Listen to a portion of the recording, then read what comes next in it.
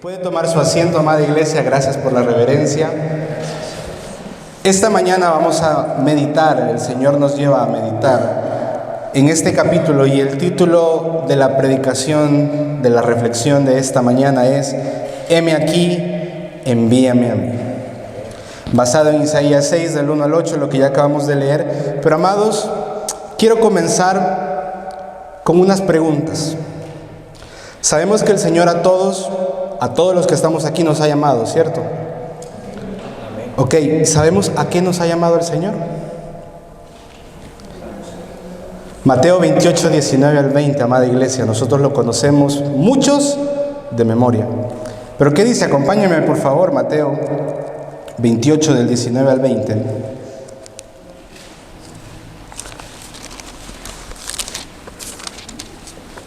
Y lo conocemos, ¿no?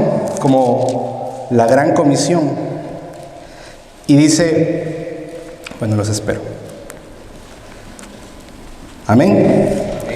Dice la gran comisión: por tanto, id y haced discípulos a todas las naciones, bautizándolos en el nombre del Padre y del Hijo y del Espíritu Santo, enseñándoles que guarden todas las cosas que os he mandado, y aquí yo estoy con vosotros todos los días hasta el fin del mundo. Amén. A esto le conocemos como la gran comisión, lo dice el título. Y esta orden es para todos nosotros: ir y predicar el Evangelio de Cristo. Ahora les hago la siguiente pregunta: ¿sabemos nosotros qué es Evangelio? ¿Sabemos nosotros qué es el Evangelio y en qué consiste? Bueno, a manera de introducción, si nos vamos propiamente al significado de la palabra, a lo que se refiere Evangelio, es una traducción del verbo hebreo biser y del sustantivo hebreo también besorá, y el equivalente en el griego del Nuevo Testamento es euangelium. ¿Y qué significan estas tres palabras? Bueno, amados, estas tres palabras las podemos decir más bien que significa buenas nuevas. Y eso es lo que el Señor nos ha mandado a nosotros a predicar. Pero con respecto a las dos palabras en hebreo que le mencioné, la palabra biser y la palabra besorá, quiero hacer un pequeño énfasis en esas dos palabras. Porque aunque las podemos mencionar que son buenas noticias, en hebreo se utilizan en tiempos diferentes, no en el mismo tiempo. Y para hacerlo un poco más práctico, quiero hacerlo a través de la historia del pueblo de Israel. No se preocupe que no vamos a ver toda la historia, sino de manera rápida. Pero vamos a identificar a dónde aparecen esas palabras. Y ya le voy a explicar cuál es el propósito de esto. Bueno, en hebreo, biser es lo que llamaríamos una noticia nacional o un anuncio del gobierno. Como cuando el rey David escuchaba un mensajero biser que su ejército había salido victorioso de la batalla. Eso significaba que continuaba reinando sobre el pueblo. Y luego, cuando David muere, su trono es pasado a su hijo Salomón. Y cuando Salomón es instituido como rey, un mensajero lleva un mensaje al pueblo, y este sería un besorá, es decir, la buena noticia de que hay un nuevo gobernante a cargo. Pero luego de la muerte del rey Salomón, lo vemos en la historia, está en Crónicas y en Reyes, que llegan muchos reyes que hicieron lo malo delante del Señor, que hicieron cosas que no fueron apropiadas. Y es por eso que el Señor llama al profeta Isaías. Y lo acabamos de leer en Isaías capítulo 6, y lo llama a a exhortar al pueblo y a profetizar sobre la llegada de nuestro Señor Jesucristo, el Mesías. Y cuando Jesucristo aparece años después de esta profecía, el Señor Jesús viene a predicar el Evangelium, la buena noticia de Dios. ¿Cuál es el propósito de esto, amada iglesia? Nosotros como cristianos debemos entender que estamos llamados a predicar las buenas noticias del Señor, el Evangelio del Señor. Lastimosamente muchos de nosotros pasamos años en la casa del Señor, viniendo a la casa del Señor, pero no conocemos al Señor de la casa. Y venimos a la iglesia y estamos aquí, y sí, yo vivo el Evangelio, sí, yo predico el Evangelio, y ni siquiera sabemos el significado de la palabra. Y ni siquiera entendemos lo que significa esta palabra. Y muchas ocasiones, nosotros inclusive salimos a predicar el Evangelio a las calles, salimos a predicar sin entender qué es lo que nosotros estamos diciendo, qué es lo que nosotros estamos viviendo. Y esta historia de Isaías, el llamamiento de Isaías, sobre todo el capítulo 8, es uno de los capítulos que más utilizamos a la hora de cuando el Señor nos hace ese llamado, ¿no? Y decimos, sí, Señor, heme aquí, envíame a mí, heme aquí, envíame a mí. Pero realmente estamos entendiendo qué le estamos diciendo al Señor con, sí, Señor, yo voy. ¿A qué estoy yendo? ¿A qué nos está llamando el Señor? Amados, muchas ocasiones por la emoción del momento nosotros respondemos, sí, Señor, yo voy, sí, Señor, yo iré, pero sin saber que el Señor nos está llamando a predicar el Evangelio. Y la intención de esta mañana y la intención de poder ahondar o poder ir al significado de la palabra es que primero entendamos el significado de la palabra Evangelio y ahora entendamos qué es lo que significa el Evangelio. Sí, yo ya lo sé. Bueno, amada iglesia, espero que el Señor igual le hable a su corazón y a su vida con respecto a lo que nosotros estamos haciendo. Veamos por favor de nuevo en Isaías 6, vuelva a Isaías 6. Y veamos algunas enseñanzas que nos dejan este versículo. Quiero que leamos el versículo 1, Isaías 6, 1, y dice, en el año en el que murió el rey Uzías, vi yo al Señor sentado sobre un trono alto y sublime, y sus faldas llenaban el templo. Y el primer punto que podemos ver, o la primera enseñanza que el Señor nos deja, es que necesitamos poner nuestra mirada solamente en Dios. Y en la porción que acabamos de leer, dice que murió el rey Uzías, e Isaías vio al Señor y recibió su llamado. Amada iglesia, el rey Uzías fue un rey que Dios utilizó para bendecir a su pueblo. El rey Uzías fue un rey bueno delante del Señor, bueno por un tiempo. Usted puede encontrar la historia de él en 2 de Crónicas, capítulo 26. No lo vaya, solo anótelo si está tomando apuntes. En 2 de Crónicas, capítulo 26, usted va a encontrar la historia del rey Uzías.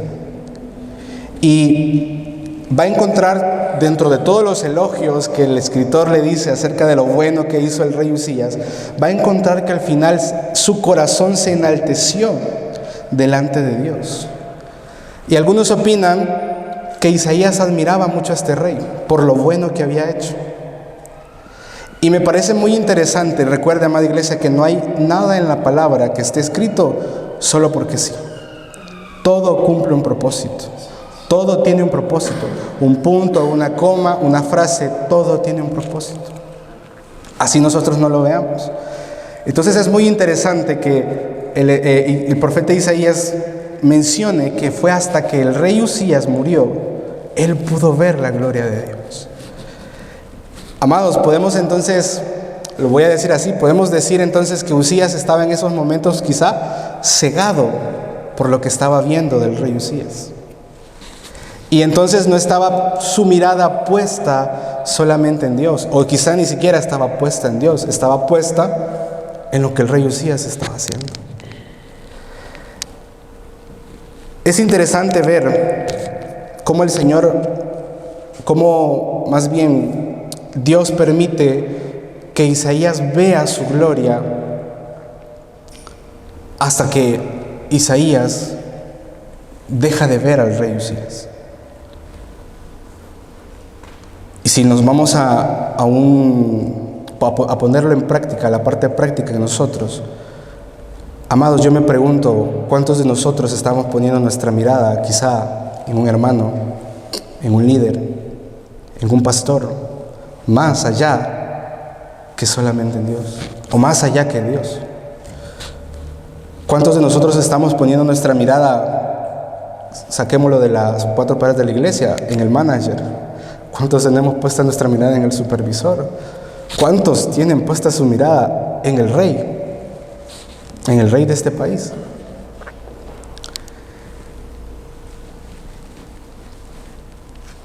Debemos nosotros, amados, como hijos de Dios, entendiendo el Evangelio del Señor, que nosotros tenemos que tener nuestra mirada puesta solamente en Él. Y Romanos 12, capítulo 2, dice: deberes cristianos, no os conforméis a este siglo, sino transformaos por medio de la renovación de vuestro entendimiento, para que comprobéis cuál sea la buena voluntad de Dios, agradable y perfecta.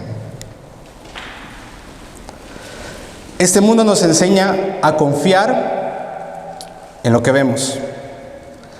El mundo nos dice ver para creer. ¿Han escuchado esa frase, cierto? Ver para creer. No, ver para creer. Pero en el Evangelio nosotros tenemos que creer para entonces poder ver. Y no tenemos nosotros que amoldarnos a este siglo, a este mundo, a lo que dice este mundo. El mundo nos enseña algo totalmente diferente a lo que estamos viendo en la palabra del Señor. Y como hijos de Dios nosotros tenemos, insisto en el punto, poner nuestra mirada solamente en el Señor. Pero es que todos lo sabemos, claro, todos lo sabemos, hermano. Si es que lo difícil es cumplirlo.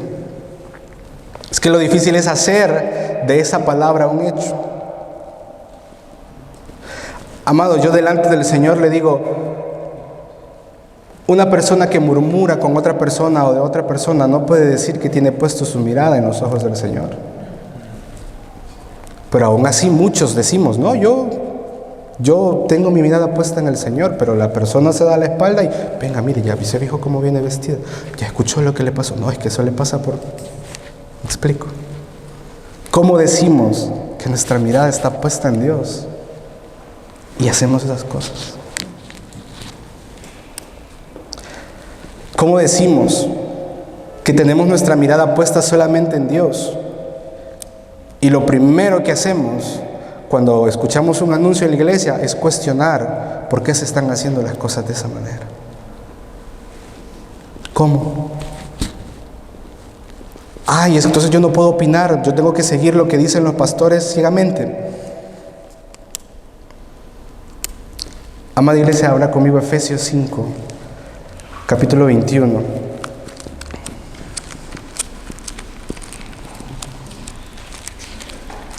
Efesios 5:21.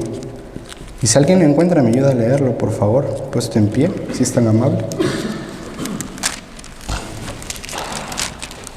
Efesios 5:21. No me quiero desviar, no me voy a quedar mucho tiempo ahí, solo es... Amén. Léelo, por favor.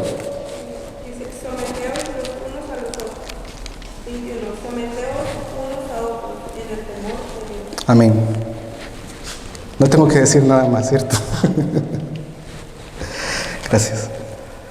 Amados, si nosotros decimos que tenemos nuestra mirada puesta solamente en Dios, entonces nosotros tenemos que hacer lo que la palabra del Señor dice y lo que la palabra de Dios nos está hablando.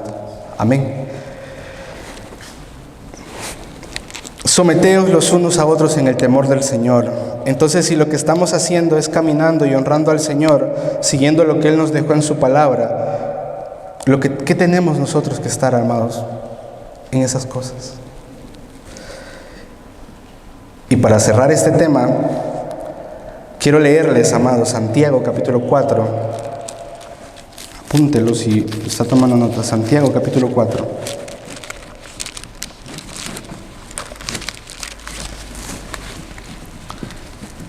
Versículos del 11 al 12. Dice el título, Juzgando al hermano. Hermanos, no murmuréis los unos de los otros. El que murmura del hermano y juzga a su hermano, murmura de la ley y juzga a la ley. Pero si tú juzgas a la ley, no eres hacedor de la ley, sino juez. Uno solo es el dador de la ley, que puede salvar y perder. Pero tú, ¿quién eres para que juzgues a otro?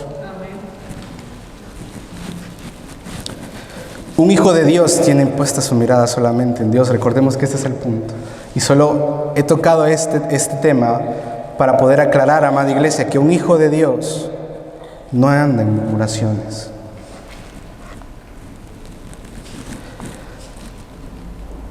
Somos cristianos, somos personas que predican el Evangelio, somos personas que estamos dentro del Evangelio, que le decimos al Señor, Señor, heme aquí. Entonces nosotros tenemos que vivir un estilo de vida diferente a lo que nos enseña el mundo o a lo que el mundo quiere que nosotros vivamos. Lo primero que tenemos que hacer es reconocer que necesitamos poner nuestra mirada solamente en Dios, pero no solo decirlo, sino hacerlo. Lo segundo es que necesitamos ver su gloria. Y dice el versículo 2 de Isaías 6, nos muestra una visión, hermano, una visión, si usted la analiza en casa, si usted la lee, usted se va a dar cuenta de qué es lo que Isaías estaba viendo. Y dice, por encima de él habían serafines, cada uno tenía 6 alas, con 2 cubrían su rostro, con 2 cubrían sus pies y con 2 volaban. Leamos el 3, y el uno al otro daban voces diciendo, Santo, Santo, Santo, Jehová de los ejércitos, toda la tierra estará llena de su gloria. Está llena, de su gloria. Ver la gloria de Dios, amada iglesia, significa tener un encuentro verdadero con el Señor. Después de que Isaías quitó su mirada del rey Usías, puso su mirada en Dios, tuvo un encuentro con Dios. Vio la gloria de Dios y fue realmente impactado por esta gloria. Cuando se tiene un encuentro con Dios, no se vuelve a ser igual. Tener una relación, el Evangelio, consiste en tener una relación con Dios de tal manera que no volvamos a ser los mismos. Y yo aquí quería ponerles un ejemplo práctico de esto, pero el Señor me llamaba, no lo vamos a leer, solamente anótelo la cita, Hechos 9, del 4 al 6, Hechos capítulo 9, versículo del 4 al 6, es el llamamiento de Pablo. Qué mejor ejemplo que nosotros poder leer, amados, lo que es cuando alguien se encuentra con la gloria de Dios y lo que significa que alguien se encuentre con la gloria de Dios. La historia de Pablo es una historia, arranca el versículo, Pablo aún respirando amenazas de muerte contra los cristianos. Y se topó con el Señor. Muchos conocemos la historia y el Señor lo confronta y le dice, Pablo, ¿por qué me persigues? Saulo, ¿por qué me persigues? Y sabemos que Saulo se convirtió, cambió su nombre a Pablo y pasó de ser perseguidor de la iglesia a ser uno de los apóstoles de Jesucristo. ¿Quién hace eso, hermanos? Si no solamente el Señor. Podemos escuchar muchos testimonios de personas que iguales, antes eran una cosa, conocieron al Señor y hoy fueron otras. Pero quiero tomar el ejemplo de Pablo, amados, para decir esto delante del Señor, que la conversión de Pablo fue tan genuina, fue tan directa, que logró impactar aún más allá de su muerte. Y el Señor me ponía en mí cuántas veces nosotros decimos haber visto la gloria del Señor y en realidad lo que vimos o lo que sentimos fue una emoción, nada más en el momento. Pero también discernir cuando nosotros hemos visto verdaderamente la gloria del Señor, porque esa es la que nos transforma totalmente. Amados, conocemos historias de personas que se convierten al Señor, piden perdón por sus pecados y al día siguiente ya están pecando otra vez. ¿Cuántos fuimos así? Yo fui así. Y vemos a Pablo, y la Biblia nos dice que Pablo al día siguiente ya andaba buscando cristianos para matar. ¿Cierto? A los meses volvió de nuevo esas amenazas de muerte contra los cristianos. Tuvo un encuentro verdadero con Jesucristo y entonces sucedió todo lo que conocemos. Yo, amada iglesia, delante del Señor, y esto me ministraba mucho, yo decía, Señor, si nosotros hemos visto tu gloria y hemos recibido eso en verdad, entonces nosotros no tendríamos por qué ser igual. Entonces aquellos que se arrepintieron y siguen pecando, no vieron la gloria de Dios. Yo pienso, amada iglesia, que personalmente, perdón por la palabra yo pienso, no quiero plasmar mi idea aquí ni mi pensamiento, perdón. Más bien, lo que yo diría, amada iglesia, es que delante del Señor nosotros tenemos que ir y preguntarle, reconocer, y ese es el siguiente punto, reconocer cuál es nuestra condición delante del Señor. Porque lo que nosotros vemos en la Biblia es que Pablo conoció al Señor, vio la gloria del Señor y se convirtió y abandonó su pecado. Eso es lo que nosotros debemos hacer, convertirnos al Señor y abandonar nuestro pecado después de haber visto su gloria. Y el punto número 3, como les decía, es que debemos reconocer nuestra condición delante del Señor. Siempre en el versículo 5 de Isaías dice: entonces dije, ay de mí, que soy muerto, porque siendo hombre inmundo de labios y habitando en medio de pueblo que tiene labios inmundos, han visto mis ojos al Rey, Jehová de los ejércitos. Isaías reconoce delante de Dios cuál es su condición. ¿Cuál es nuestra condición? Romanos 3:23 dice que todos hemos pecado y estamos destituidos de la gloria de Dios. Y el hacerlo no solamente es para el que no es solamente para el que se convirtió hace poco. Esto no es un mensaje para el que acaba de llegar, el invitado nuevo, o para una persona que acaba de convertirse. El hacerlo, el reconocer nuestra condición delante de Dios debe ser un hábito que nosotros debemos de tener diarios. Tomando un ejemplo práctico, aquellos que tienen vehículo, tienen bicicleta, ¿cuántas veces revisan que esté en buen estado ese vehículo? Asimismo, nosotros deberíamos de día con día ir delante del Señor y reconocer cuál es nuestra condición delante de Dios. Recuerde lo que dice 1 Corintios 10:12, que el que crea estar firme, mire que no caiga. Por eso no podemos estar confiados. Ay, ya tengo tantos años de ir a la iglesia, ya tengo tantos años de ser cristiano, no pasa nada, estoy bien. No. La Biblia nos dice que tenemos que tener cuidado. La Biblia nos enseña que tenemos que estar pendientes de esa situación delante del Señor.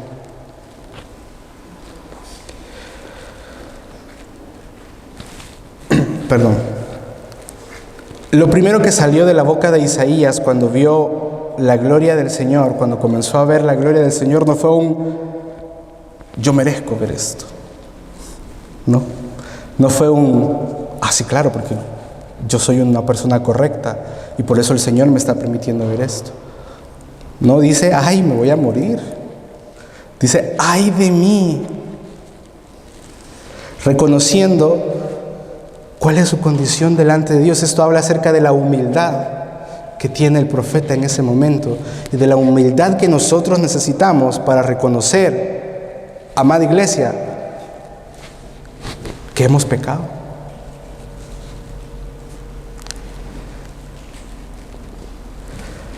Pero solamente hay que reconocer y ya. Solamente hay que decir, soy pecador y ya. No. La cuarta lección que podemos ver es que debemos buscar ser limpiados de nuestro pecado.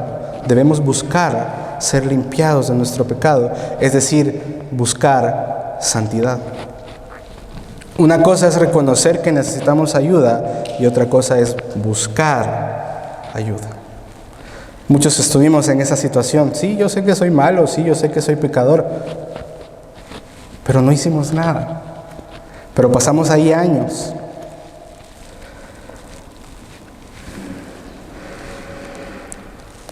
Me gustaría que notáramos algo en el versículo 6, Isaías 6:6, y dice, y voló hacia mí uno de los serafines, teniendo en su mano, ¿qué dice, iglesia?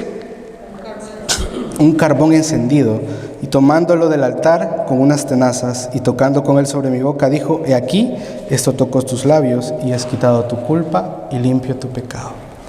Quiero que notemos que a Isaías se le acercaba un ángel con un carbón encendido. ¿Cuántos de nosotros nos quedaríamos quietos, amada iglesia, si alguien se nos acerca con algo caliente hacia nosotros? Esto habla de la disposición que tenía Isaías para ser limpio. Porque ¿cuál sería nuestra reacción? ¿Cuál muchas veces, lastimosamente, es nuestra reacción cuando nuestro pecado es confrontado? Nos enaltecemos, lo negamos,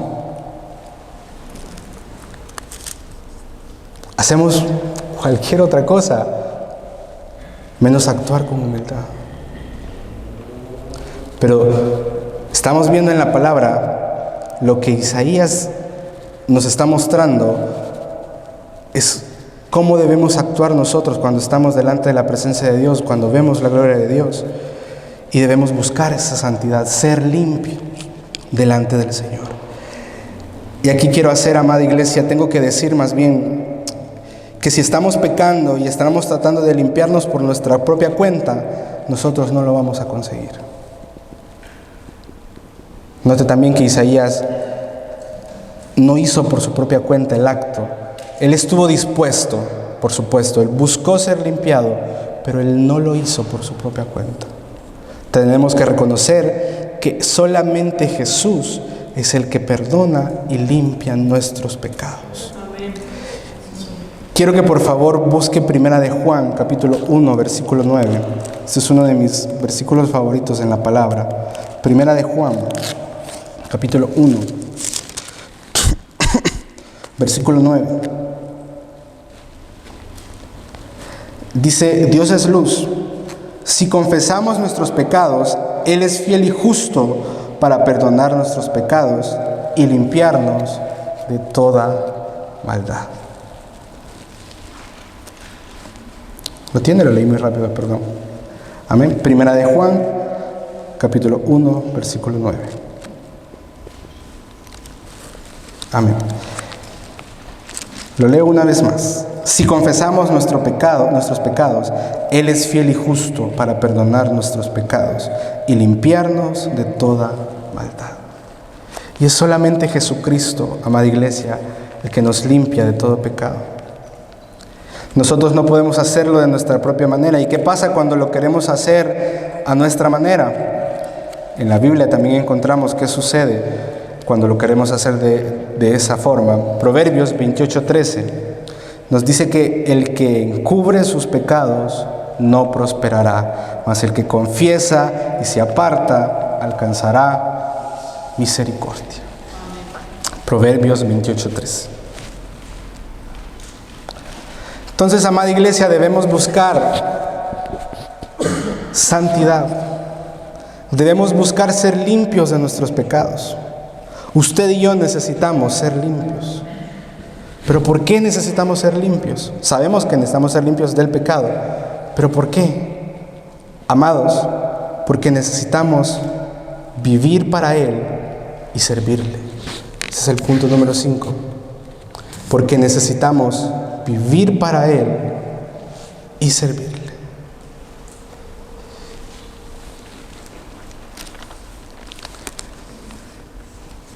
Leamos por favor Isaías, el versículo 8, Isaías 6, en el capítulo que estamos. Y vamos al versículo 8.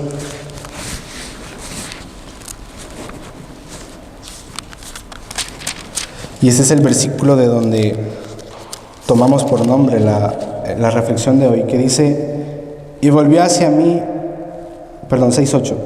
Después oí la voz del Señor que decía, ¿a quién enviaré? ¿Y quién irá por nosotros?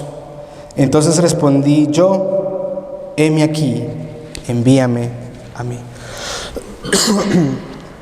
Hay que notar que esta pregunta no la hizo Dios, no la hizo el Señor, sino hasta que pudimos ver todo esto que acabamos de estudiar o acabamos de ver. Primero, Isaías tuvo que apartar su mirada del rey Usías y poner su mirada en el Señor. Isaías vio la gloria de Dios, reconoció su condición delante del Señor, buscó que el Señor lo limpiara de su pecado, y entonces el Señor hizo una pregunta: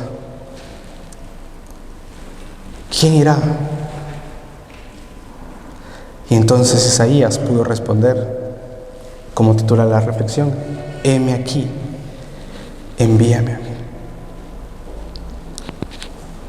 Y este es el último punto, amada iglesia, es que necesitamos vivir por Él y servirle. El Evangelio no se trata de ir a la iglesia domingo a domingo, cantar alabanzas, sentarse, escuchar la prédica, tomar el café al final e irse. El Evangelio es comunión y relación con Dios. Pero dentro de esa relación, ¿cuántas veces hicimos delante de Dios en lugar de hacer una oración, hacer un monólogo?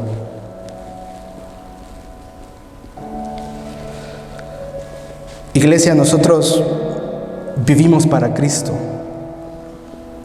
Nosotros le servimos a Cristo, no a nuestros intereses, no a nuestras pasiones, no a nuestras ideas.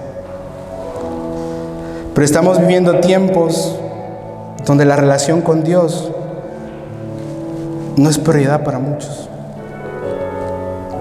Donde importa más lo que yo pienso, lo que yo aprendí, lo que yo creo. Y muchas veces ese es el Evangelio que se sale a predicar. Lo que yo pienso y lo que yo creo. No lo que Dios me muestra en su palabra.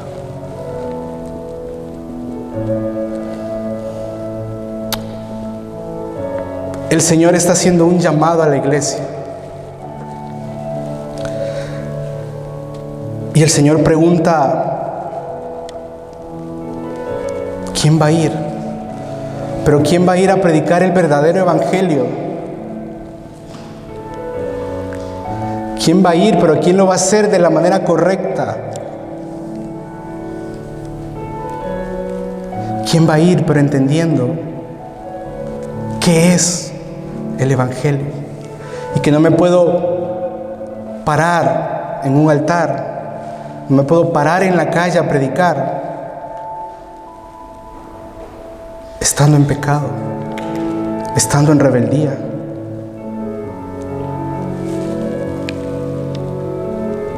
No puedo.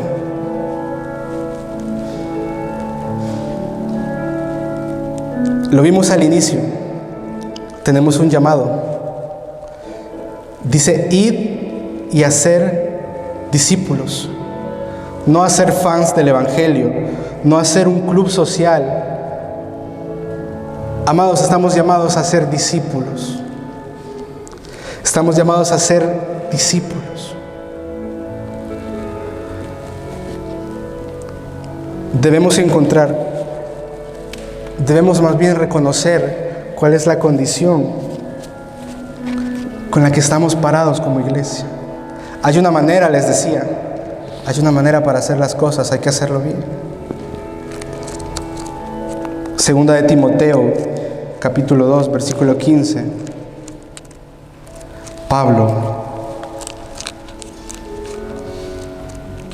le habla a Timoteo y le dice cómo debe presentarse.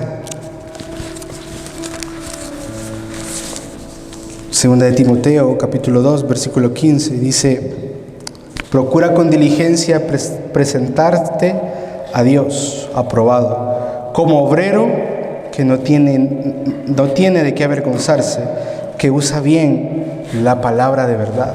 Y dice el 16, más evita profanas y vanas palabrerías, porque conducirían más y más a la impiedad. Debemos presentarnos delante de Dios como obreros que no tienen nada de qué avergonzarse.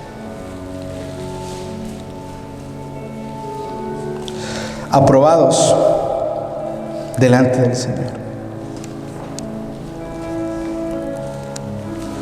Amados, vengamos delante de la presencia del Señor y reconozcamos que necesitamos poner nuestra mirada solamente en Él, que necesitamos ver su gloria. Digámosle que reconocemos nuestra condición delante de Él, que somos pecadores, pero que estamos buscando ser limpiados para poder servirle y para poder vivir para Él.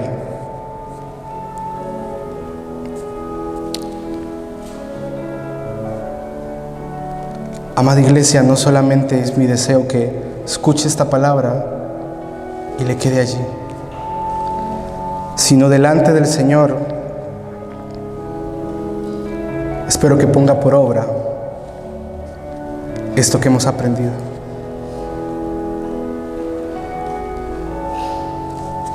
Quiero pedirle que por favor se ponga en pie.